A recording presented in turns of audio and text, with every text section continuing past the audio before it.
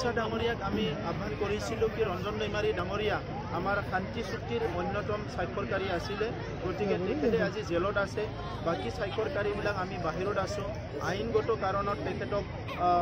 পুনৰবাৰ জেললৈ লৈ গৈছে আমি অমিত শ্বাহ ডাঙৰীয়াক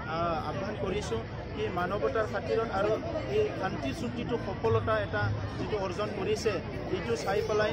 তেখেতক মুকলি কৰি দিব লাগে আৰু বড়োভূমিত স্থায়ী শান্তি যিহেতু আহিল অস্ত্ৰমুক্ত এটা সমাজ কৰিবলৈ আমি সক্ষম হৈছোঁ এইখিনি সময়ত ৰঞ্জন দৈমাৰী ডাঙৰীয়াৰ লগতে আন সতীৰ্থসকলকো মুকলি কৰি দিয়াৰ কাৰণে আহ্বান কৰিছোঁ যাহাতে বড়ো জনগোষ্ঠীয়ে শান্তি সমৃদ্ধিৰে আগবাঢ়ি যাব পাৰে আৰু সকলো দিশৰ পৰা এটা সুস্থ এটা সমাজ হৈ গঢ়ি উঠিব পাৰে এইটো লক্ষ্য ৰাখি আমি তেখেতক মুকলি কৰি দিয়াৰ কাৰণে আহ্বান কৰিছোঁ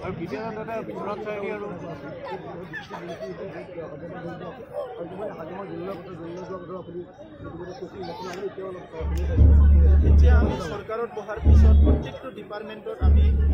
ইনকুৱাৰী কৰি আছোঁ আৰু ক'ত কিমান কি হৈছে ইতিমধ্যে আমাৰ হাতলৈ 2300 crore মানে যেটো লাইবিলিটিজ আছে ইয়াৰ তথ্য আহিছে আৰু সেই লাইবিলিটিজবিলাক কিহৰ কাৰণে ইয়াৰ ওপৰত ইনকুৱাৰী কৰি আছোঁ আৰু সেইটো এই ইনকুৱাৰীৰ দ্বাৰাই এইটো স্পষ্ট হ'ব কি কোন কোন ইয়াত মানে জড়িত আছিলে জড়িত নাই আৰু যিসকল জড়িত আছে এই সকলক কোনো কাৰণত ৰেহাই দিয়া